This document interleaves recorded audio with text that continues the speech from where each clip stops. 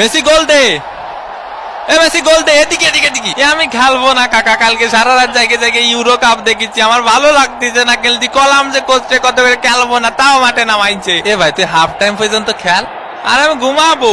এ লাইটটা বন্ধ করে দিতি না স্টেডিয়ামের। ফাউল, দে পাউলের শট, মিস।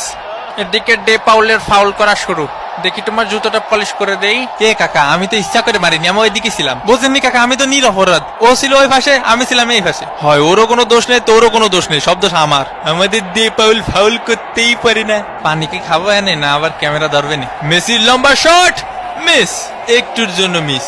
ইসরে কাকা, আয় আমরা ট্রেন লাইন খেলি, খালি ক্যামেরা এদিক ধরে কেন? হাফ টাইমের বাঁশি বেজে উঠলো।